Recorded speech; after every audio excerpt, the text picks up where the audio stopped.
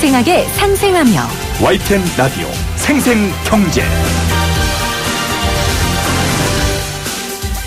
안녕하세요. YTN 라디오 생생경제 김혜민입니다. 제도가 먼저일까요? 인식 변화가 먼저일까요? 최근 우리 사회가 워라밸을 강조하고 관련 정책들을 내놓았는데요. 통계청 조사에서 일과 삶의 균형이 우선이라는 비율이 일이 우선이라는 비율을 처음으로 앞질렀습니다. 통계청의 2019년 사회조사 결과를 보면 일과 가정의 우선순위를 묻는 질의에 둘 다 비슷하다는 답변이 44.2%로 일이 우선이라는 42.1%보다 높게 나타났습니다. 제가 보니까요, 사람들 생각이 변하는 것보다 제도가 바뀌는 게 더 빠르더라고요. 그래서 저는 댓글 실명제든 뭐든 이 악플에 대한 제도가 하루빨리 생겼으면 좋겠습니다. 악플 다는 사람들 인식 바꾸는 것보다 그게 훨씬 쉽고 빠릅니다. 2019년 11월 25일 YTN 라디오 생생경제 지금 시작합니다.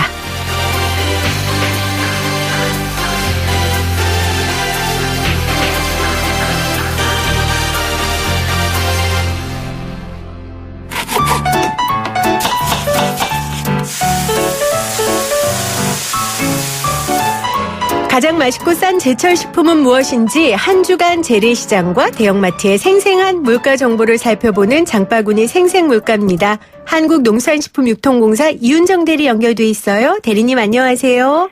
네, 안녕하세요. 벌써 11월의 마지막 월요일입니다. 지난주는 또 어떤 품목이 변동을 보였는지 알아볼까요? 채소부터 짚어주세요. 네, 지난주 채소 중에서는요, 열무와 청상추 가격이 내림세를 보였습니다. 열무 같은 경우는 또 기온도 많이 떨어지고 또 계절도 변하면서 이 출하 종료 시기가 다가왔기 때문인데요. 네. 그 영향으로 출하 물량은 많지가 않지만 또 열무국수나 물김치 같은 이렇게 여름에 좀 즐겨 먹는 음식들의 수요가 감소하면서 가격은 내림세를 보였습니다. 그 전주가 열무가 키로당 2,871원 정도였다면 지난주는 키로당 2,416원 정도로 일주일 새 15.8% 정도 떨어진 수준이고요. 또 청상추도 가격이 저렴해졌는데요. 이 비가 와서 또 주산지인 논산, 충주, 이천에서 출하되는 물량이 감소를 했지만요. 무나 배추 같은 또 김장 채소류들의 소비가 늘어나면서 상대적으로 수요가 줄었습니다. 그래서 상추 가격은 11% 정도 내려서요. 그 전주 가격인 100g당 1,108원에 비해서 지난주는 986원 정도의 가격이 형성되어 있습니다. 네, 열무하고 청상추가 내림세를 보였다는 소식 전해주셨고요. 이번 주는 가격이 어떨지 전망도 좀 같이 짚어주세요. 네, 이번 주는 건오징어가 가격이 오르겠습니다. 동해안에서 잡히는 오징어 어항이 좀 부진했는데요.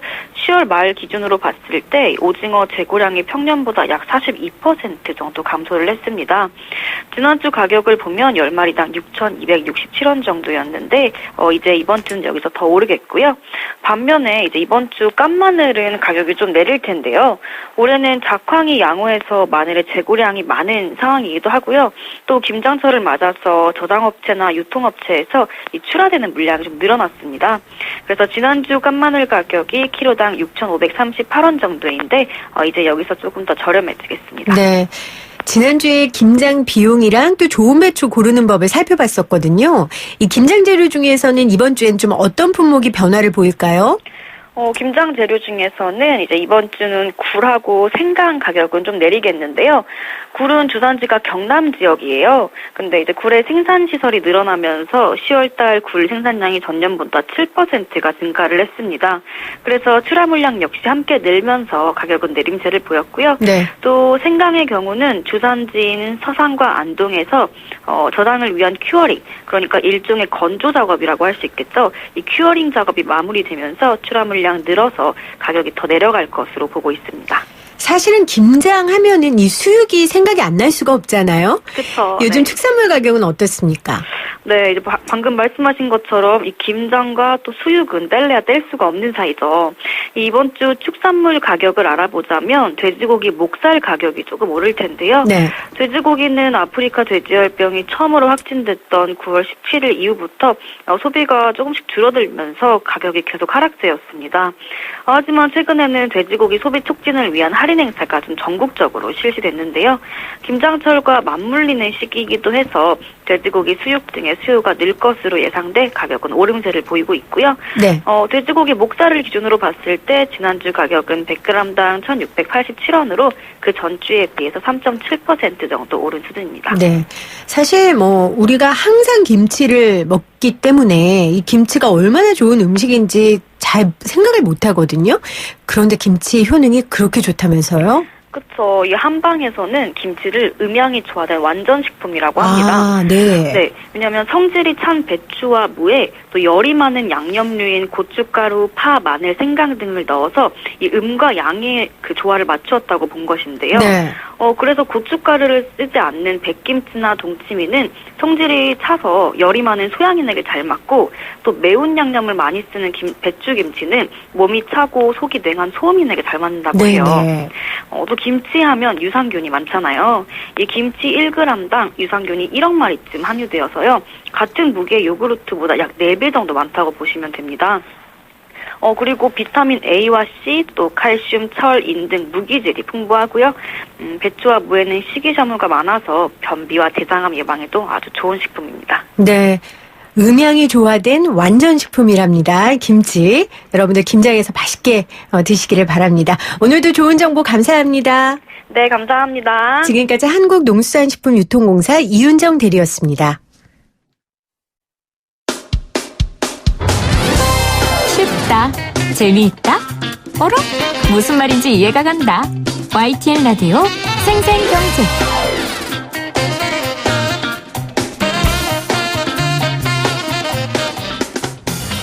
오늘 가장 뜨거운 경제 뉴스를 제일 생생하게 전해드리는 시간입니다. 어제 홍콩 구의원 선거가 있었죠. 이 선거에서 범민주 진영이 압승을 거뒀습니다. 홍콩 시위대의 이 최후의 보루로 불리는 이 홍콩 20대 내 시위대는 9일째 이어지는 경찰의 전면 봉쇄로 인해서 거의 1000여 명이 체포됐고요. 현재 아주 소수의 사람만이 교내에 남아 있습니다. 이번 선거에서 이 범민주 진영이 구의원 선거에서 압승하면서 이 홍콩 시위가 어떻게 진행될지 국제적인 관심이 모아지고 있습니다. 생생 인터뷰에서는요, 홍콩 사태가 우리나라 경제에 미치는 영향을 다뤄보려고 하는데요. 사실은 홍콩 시민들이 목숨을 걸고 시위 중인데, 경제 이야기를 하는 게 저는 좀 죄송한 마음이 들더라고요. 하지만 또 경제 주체분들이 꼭 알아야 하는 정보들이 있어서요. 조심스러운 마음으로 이 뉴스를 좀 다뤄보도록 하겠습니다. YG 경제연구소 차영주 소장 나오셨어요. 소장님 안녕하세요. 예, 안녕하십니까? 홍콩 불안이 장기화되면서 이 홍콩 내의 경제 상황도 굉장히 어려울 것 같아요. 어떻습니까? 예, 홍콩 시위로 인한 그 경제 지표는 아직까지 발표가 되지는 않았습니다만 그 이전에 미중 간의 무역 갈등을 통해서 발표된 경제 지표를 본다 하더라도 네. 상당히 지금 악화일로를 좀 겪고 있는 게 사실입니다. 2, 4분기 경제 성장률이 0.5% 성장하는데 그쳤어요. 1, 4분기 성장세보다 무려 0.4%나 줄었습니다. 3, 4분기 때부터 본격적으로 이제 시위가 이루어졌다라고 한다라면 네. 지금 3, 4분기 경제 지표는 더욱더 악화된 상황이 나오지 않았을까 그렇게 미뤄 짐작할 수 네. 있다 그렇게 말씀드릴 수 있겠습니다. 오늘 노영의 출발새 아침에서 박창진 정의당 국민의 노동조합 특별위원장이 직접 홍콩에 다녀온 이야기를 전해주셨어요. 네. 근데 홍콩 내의 주민들이 한국인들한테 하고 싶은 말이 홍콩에 좀 많이 와달라고 와서 내수 경제를 좀 활성화시켜주는 게 본인들이 굉장히 원하는 바라고 얘기했거든요. 사실 거의 6개월간 이 장기화되면서 얼마나 내수 경제들이 망가지고 힘들었겠습니까? 그렇죠. 그래서 제가 홍콩 내의 경제 상황을 좀 여쭤봤고, 홍콩이 사실은 국제 금융 도시, 아시아 금융 허브 아닙니까? 그런데 이게 지난 19일에 통과된 홍콩 인권법 때문에 이 지위가 흔들릴 것이다라는 말이 나와요. 설명을 좀 해주세요. 글쎄요. 일단 그 부분은 좀 지켜봐야 되는 부분들인데요. 일단 저희가 설명을 좀 드린다라고 한다라면 그 미국의 상원과 하원에서 동시에 홍콩 인권법이 통과가 됐습니다. 네. 이렇게 된다라면 홍콩 시위와 관련된 사람들에 대해서 대해서 제재를 가하겠다라는 게 현재 미국의 입장인데요. 다행스러운 것이라고 표현을 해야 될까요? 어제 나온 뉴스를 보게 된다라면 네. 트럼프 대통령이 거부권을 행사할 가능성이 높다. 이런 홍콩 얘기가 인권법에 나왔습니다. 예. 대해요. 네. 왜냐하면 지금 미중 간의 무역 갈등이 첨예하게 대립하고 있기 때문에 여기에 이제 홍콩 문제를 어떻게 보면 내정 간섭일 수도 있거든요. 홍콩이라는 국가가 현재 지금 중국이 실험하고 있는 일국 문제에 있어서 대만도 또 바라봐야 되는 부분도 있기 때문에 중국 문제에 있어서는 홍콩 문제를 쉽게 처리할 수는 없는 부분들이 그렇죠. 있습니다. 이런 부분들까지 감안해서 트럼프 대통령이 현재 지금 무역 협상도 또 해야 되는 입장 아니겠습니까? 그런 부분들까지 하면서 정치와 경제를 좀 분리하려는 듯한 그런 움직임 보이고 있기 때문에 홍콩이 차지하는 위상 뭐 더할 나위 없이 높죠. 이런 부분들을 현명하게 트럼프 대통령이 잘 해결했으면 하는 그런 바람을 말씀드리도록 하겠습니다. 그러니까 미중 무역 갈등을 지금 해결해 나가는 국면 가운데 있기 때문에 트럼프 입장에서도 트럼프 대통령 입장에서도 홍콩 인권법을 통과시킨다는 게 굉장히 부담스럽겠군요. 그렇습니다. 지금 뭐 인권법을 건들게 된다라면 네. 일국 양제 그러니까 하나의 국가의 다른 체제를 그러네요. 할 수 있는 부분들을 건드리게 된다라는 부분들이 문제가 되겠죠. 네. 자, 홍콩 내 경제 상황 그리고 홍콩의 경제적 위치에 대한 이야기 다시 한번 좀 살펴봤고요. 오늘 본격적으로 우리가 할 얘기를 좀 해보죠. 홍콩 H지수를 기초 자산으로 삼는 ELS 그러니까 주가 연계 증권 투자자들은 이 상황에서 굉장히 불안하다라는 얘기가 나오고 있어요. 먼저 이 개념 설명을 좀 듣겠습니다. 홍콩 H지수 연계 ELS 이게 어떤 겁니까? ELS라는 게 어떤 지수라든지 아니면 특정 종목 아니면 금, 은 등 특정 자산에 대해서 이 지수 이러한 자산들이 네. 일정 부분 빠지지 않는다라면 대략 한 45%에서 55% 정도 하락하지 않는다라면 요즘 수익률로 본다라면 5에서 한 8% 정도 네. 연환산 수익률을 주겠다라는 게 증권사에서 나온 상품들입니다. 저금리 시대에 상당히 곽광을 받는 그런 상품인데요.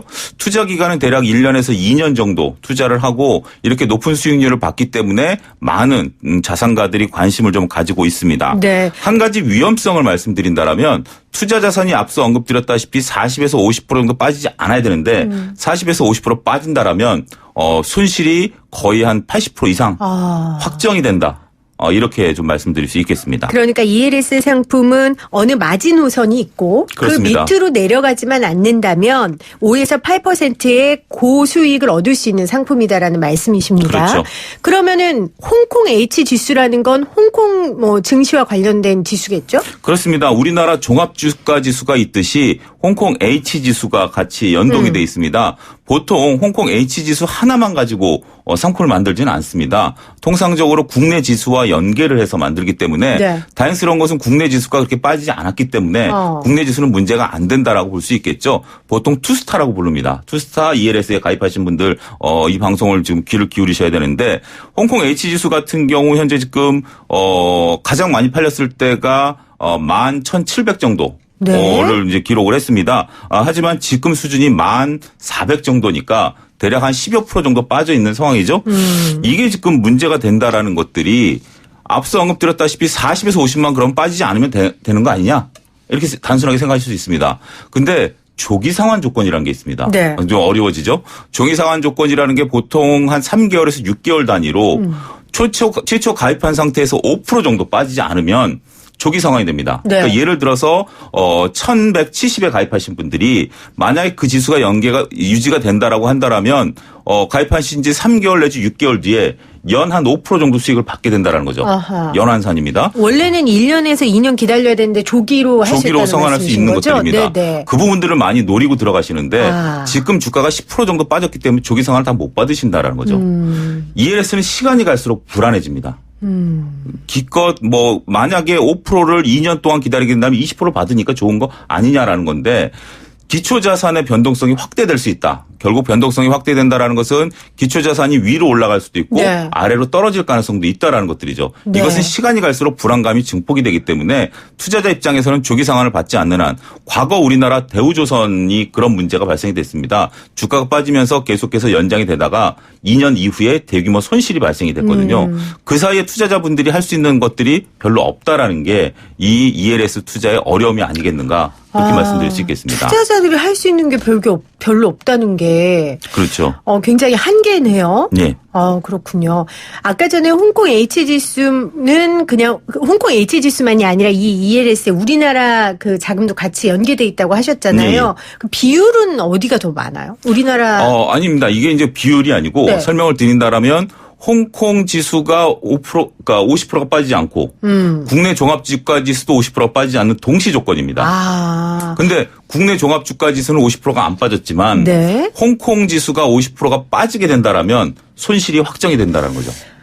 저는 생생경제 진행자인데 이 홍콩 H지수보다 홍콩 민주화 운동에 더 관심이 가니 네. 그리고 홍콩 민주화 운동은 사람 사는 얘기니까 이게 이해가 갔는데 홍콩 H지수는 경제 관련 상품이니까 굉장히 어렵네요. 그렇지만 경제라는 게 네. 물론 민주화도 중요합니다만 그럼요. 경제 자금 또한 목숨만큼 소중한 거기 때문에 그래서 저희가 상당히 어렵습니다. 그래서 오늘 네. YG경제연구소 차영주 소장과 함께 이 관련된 이 이야기 나눠보고 있는데요. 그 왜 지난번에 DLF 사태 때 우리가 원금 대비 얼마 손실 이렇게 계산이 나왔었잖아요. 그러면 지금 홍콩의 H지수 연기 ELS도 이런 손익 계산이 됩니까? 할 수 있는 사람이 국내 인력이 제가 알기로는 그렇게 많지 않습니다. 그 이유는요? 이런 게 DLF 사태 때는 그때 당시 독일 국채 금리가 마이너스 2% 기준으로 해서 그러니까 0.2% 기준으로 해서 0.1%씩 빠질 때 20%씩 손실이 됐습니다. 그래서 0.7%가 됐을 때 원금이 대규모 손실이 발생이 되는데 다행스러운 것은 거기서 지수가 올라오게 된다라면 네. 그만큼 손실폭이 줄어들게 된다라는 것들로 단순 계산이 됐습니다. 하지만 ELS는 국내에서 아쉽게도 만들어지지가 않습니다. 네. 홍콩이나 싱가포르 등 금융 선진국에서 만들어서 우리가 그 상품을 가지고 들어오는데 이것을 국내에서 못 만드는 이유 중에 하나가 파생 상품과 연계되어 있기 때문에 정확한 설계가 불가능하다라는 것들입니다. 네. 따라서 지금 여러분들이 환매를 하러 지금 당장 내가 한 10% 정도 수준의 주가 지수가 빠졌으니까 10% 정도 내가 손실을 보고 환매를 하겠다. 다시 내 돈을 돌려달라고 한다라면 금융기관 직원들이 계산을 못합니다. 그거를 환매를 시켜봐야 몇 프로 손실이 나는지를 정확히 나옵니다. 보통 우리가 은행에 가서 적금을 들고 해지를 하면 해지 전에 은행원들이 정확히 계산해서 소수점 그렇죠. 끝자리까지 해서 세금 얼마에서 딱 계산해 주지 않습니까? 네, 지금 해지하시면 얼마가 손실됩니다. 그렇습니다. 이런 것도 알려주는데 그게 안 된다는 거죠. 이게 제가 아는 상식선에서는 지금 현재로서는 거의 불가능합니다. 그런데 증권업계에서는 아직 손실 구간 진입까지는 여력이 남아있다 이렇게 이야기하고 있잖아요. 이건 근거가 있는 자신감입니까?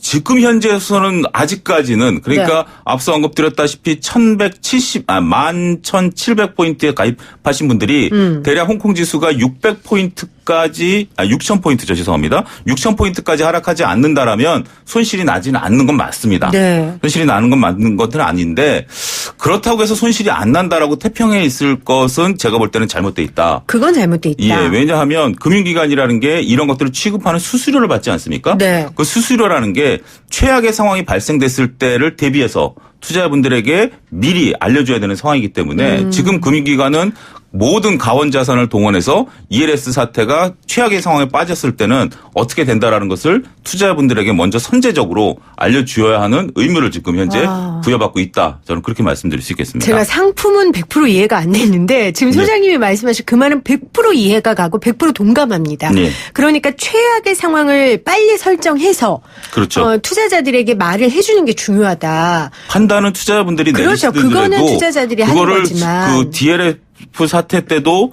그럼요. 그런 것들을 안 했기 때문에 그렇죠. 은행이 욕을 먹은 거 아니겠습니까? 저희가 금요일날 금융위원장이 출연했었거든요. 그래서 DLF 이야기를 하시면서 금융위원장인 자기도 너무 어렵대요. 예, 예. 이거 자체가. 그렇습니다. 그러면서 이제 여러 가지 대안들을 내놓으셨는데 우리가 DLF 사태를 겪었으니까 이 ELS 같은 경우에는 하루빨리 은행에서 전문가들이 그런 역할들을 좀 했으면 좋겠고 이거를 또 은행한테만 맡기면 안 되고 금융당국에서 또 그렇습니다. 함께 좀 할 수 있도록 신경을 좀 써야 될 것 같습니다. 근데 지금 이 원인을 뭐라고 보세요? 일각에서는 이거 홍콩 시위랑 상관없고 미중 갈등 때문에 홍콩 드시는 더 영향을 받고 있기 때문에 ELS 사태도 그렇다라고 얘기하거든요. 우리 소장님은 어떻게 판단하세요? 원인이 어디에 있다라기보다는 이것도 투자 상품이기 때문에 우리가 투자 상품은 앞서 언급드렸다시피 자산이 올라갈 수도 있고 떨어질 수 있습니다. 네. 어떤 원인이든지 상관이 없습니다.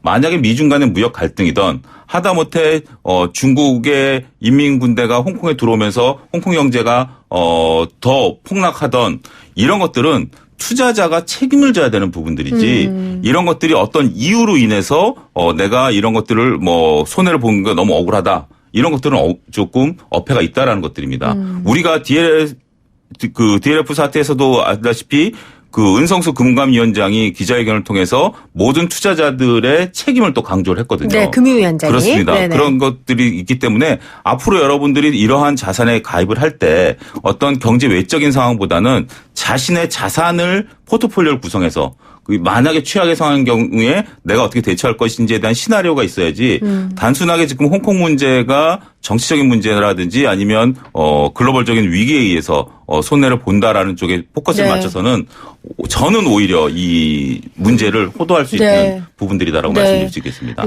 제가 상품 투자자면 사실 원인은 안 궁금할 거예요. 이거를 그렇습니다. 지금 빼야 되나 좀 더 지켜봐야 되나 이런 고민을 할 거고 저는 이제 상품 구매자는 아니고 홍콩의 정치적인 상황에도 관심이 있고 또 경제적 손실에 관심이 있는 사람이어서 원인이 참 궁금했던 건데 네. 그렇다면 투자자들이 궁금해할 지금이라도 빼야 될까 좀 더 지켜봐야 될까? 이것을 앞서 잠깐 언급드렸다시피 금융당국이 해결해 줘야 될 부분들입니다. 왜냐하면 투자자들이 지금 갖고 있을 수 있는 정보라는 게 별로 없거든요. 네네. 그러니까 지금 환매하게 된다라면 대략 정확한 금액은 아니다 하더라도 제가 지금 상황이라면 고점에서 가입하신 분들도 대략 한 1-20% 정도 손실을 볼 수 있을 것 같거든요. 고점에서 가입한 분은 그렇습니다. 1-20% 손실. 아니고 지금 최근에 가입하신 분들도 판매 수수료라든지 환매 수수료를 감안하게 된다라면 10% 내외의 손실이 네. 발생할 가능성이 높습니다. 이것은 제 경험치로 나온 수치이기 때문에 정확하지는 않습니다만 만약에 이게 지금 6개월의 조기 상환이 안 되고 네. 다시 2년 동안 기다려야 되는 상황에서 홍콩 사태가 지금 새로운 정치 국면을 맞이하지 않았습니까? 지금 안정화됐다라고 보기 어렵습니다. 중국의 반응이 현재 궁금한 상황이기 때문에 따라서 내가 원금 손실 이건 원금 손실 그러니까 그 DLF랑 다른 것이 네. 터치를 하게 되면 무조건 손실이 확정이 됩니다. 다시 올라와도 상관이 없습니다. 따라서 그때까지 내가 기다릴 것이냐 아니면 지금이라도 내가 1-20%의 손해를 보고 빠져나올 것인가 이 결정을 하기 위해서는 여러분들 혼자 판단한다라는 거 어렵습니다. 객관적인 자료를 정부에서 빨리 만들어줘야 빨리 된다. 만들어서 금융기관을 담당자들에게 직접 찾아가서 네. 이런 것들을 조금 계속해서 조금 어떻게 보면 괴롭힌다라는 표현도 좀 필요한 것 같아요. 소비자가 지금 당연히 요구할 수 있는 권리죠. 권리이기 때문에 그런 권리를 지금은 찾아야 될 때이지 네. 마냥 기다리면서 정치 상황 뉴스에만 포커스를 맞출 것은 아니다. 네. 그렇게 말씀드릴 수 있겠습니다. 오늘 우리 인터뷰를 금융위원장님이 혹시 오고 가시면서 꼭 들으셨으면 좋겠네요. 그래서 지금 그 DLF 때문에 굉장히 마음 많이 쓰고 있거든요. 금융위에서. 그래서 그렇죠. ELS 관련된 것도 좀 그렇게 해결해 주셨으면 좋겠습니다. 자, 그렇다면은 정부에서 객관적인 정보 제시해 주는 거랑 또 하나는 정부에서 지금 과도한 변동성이 우리 금융시장에 발생하면 즉각 시장 안정 조치를 상황별로 실시하겠다고 해서 이거 되게 추상적이에요. 네. 첫째, 과도한 변동성이 발생한다는 건 무슨 뜻이에요? 그러니까요. 근데 금융 정책 당국이 할 수 있는 어떻게 보면 한계다라고 말씀드릴 수 있겠죠. 정책 당국이 지금 현재 발생하지도 않은 상황에 대해서 비관적인 얘기를 하게 된다라면 투자 그렇죠. 심리가 위축될 수밖에 없기 때문에 원론적인 얘기를 할 수밖에 없다라는 것을 여러분들이 인식은 하시되 변동성이라는 것은 그렇죠. 위아래로 움직이는 폭이 커진다라는 겁니다. 지금 현재 중국의 반응이 일단 오늘 내일 나오겠죠. 네. 홍콩에 이제 선거가 결과가 나왔으니까 이 시위가 지금 끝났다라고 보기는 어려운 상황이기 때문에 중국의 대응에 따라서 홍콩의 그 경제 상황이 움직일 수가 있기 때문에 그런 것들은 투자자분께서 챙기셔야지 정부 당국자의 얘기는 원론적인 수준에 밖에 머무를 수밖에 없다. 네. 그런 한계를 인식하셔야 될 것 같습니다.